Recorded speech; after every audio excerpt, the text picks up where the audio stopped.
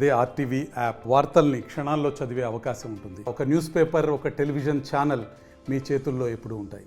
గారు ఎంపీ అభ్యర్థి నన్ను పరిచయం చేసి ప్రెస్ మీట్ పెట్టి నాకు మాట్లాడిన సందర్భాల తర్వాత మన పార్లమెంట్ పరిధిలో ఫస్ట్ సమావేశం బహిరంగ సభ కానీ ఊరికేం కానీ ఈ మండాకృతిలో జరిగింది.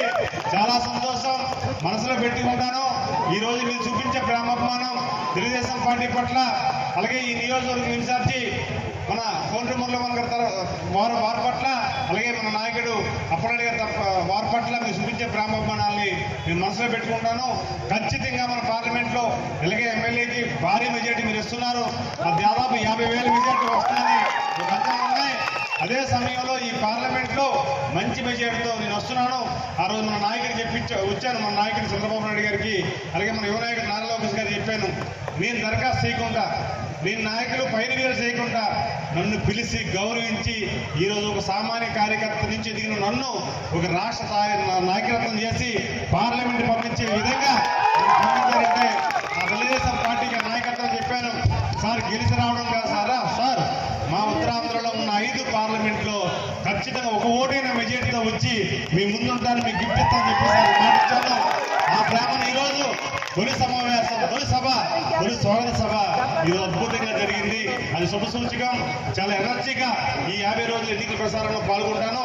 ఖచ్చితంగా ఏదైతే నేను ఒక ఎంపీ అంటే ఏదో సమావేశాలకు వచ్చి 4 ముక్కలు చెప్పేసి 4 బిస్కెట్లు తీసి ఎదుర్కొనే రకం అప్పలనాయుడు కాదు. అప్పలనాయుడు కోసం తెలుసు. అప్పలనాయుడు అంటే ఒక ఎంపీ పని ఏంటి, ఎంపీ చేయవలసిన పని ఏంటి, కేంద్రం నుంచి రావాల్సిన నిధులేంటి, ఇక్కడున్న ఎమ్మెల్యే గారు రేపు ప్రభుత్వం వస్తున్న మన అధికారంలోకి చంద్రబాబు నాయుడు ముఖ్యమంత్రి అవుతున్నారు. ఆ ప్రభుత్వంలో కీలకంగా ఉన్న వ్యక్తి కాబోయే మన మురళీమోహన్ గారు ఉంటారు. ఆ ప్రభుత్వంలో ఉన్న సమన్వయం చేసుకుంటూ మీకు కేంద్రం నుంచి ఏ చిన్న పని ఉన్నా సరే, లేకపోతే కేంద్రం సంబంధించిన ఏ నిధులైనా సరే స్టడీస్ చేసి నాకు డైరెక్షన్ ఇస్తున్న మన కేంద్ర మంత్రివర్యులు మాజీ మంత్రివర్యులు గౌరవనీయులు పోస్పటి అశోక్ గజపతి గారి నాయకత్వంలో వారు చేస్తున్న డెవలప్మెంట్ గతంలో మనం చూసాం. కేంద్ర మంత్రిగా మరి ఎంపీగా చూసాం ఆయన నాయకత్వంలో. అలాగే పెద్దలు మన గోలాపనాయుడు గారు ఈ మండలం సంబంధించిన వారి నాయకత్వం కానీ, నియోజకవర్గంలో ఉన్న కోండ్రి మురళి గారి నాయకత్వం కానీ, వీళ్ళందరినీ కూడా సమన్వయం చేసుకుంటూ ఇతర పెద్ద నాయకులు కూడా సమన్వయం చేసుకుంటూ అభివృద్ధి అంటే ఏముంటుంది, ఎన్డీఏ కూటమి అభ్యర్థి ఎంపీగా గెలిస్తే ఎలాగుంటుందో మీరు చూస్తారు. ఖచ్చితంగా నేను ఈ పార్లమెంట్ పరిధిలో నేను మాటిస్తున్నాను. మన కోండ్రి మురళి అన్నకు, అలాగే మన అప్పలనాయుడు అన్నకు మాటిస్తున్నాను.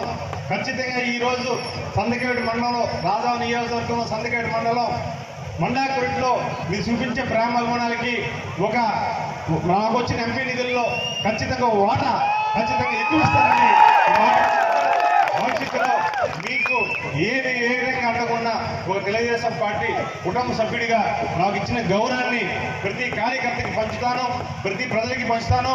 అక్కడ ఏ రకంగా చేయాలని స్టడీ చేస్తున్నానో ఖచ్చితంగా మంచి విజయంతో నన్ను పంపిస్తున్నారు. మా అన్నకి మురళీమోహన్ పంపిస్తున్నారు.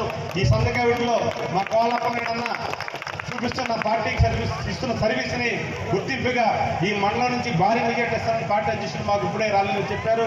భవిష్యత్తులో కూడా అది జరుగుతుందని నెరవేర్చుకుంటూ ఈరోజు ఎన్డీఏ కూటమిలో నన్ను ఉమ్మడి అభ్యర్థిగా ఎంపీగా నన్ను ఎంపిక చేసినందుకు పార్టీ అధిష్టానానికి, అలాగే బీజేపీ నాయకత్వానికి, అలాగే వారు జనసేన నాయకత్వానికి మనస్ఫూర్తిగా కృతజ్ఞతలు తెలియజేసుకుంటూ థ్యాంక్ యూ ఆల్.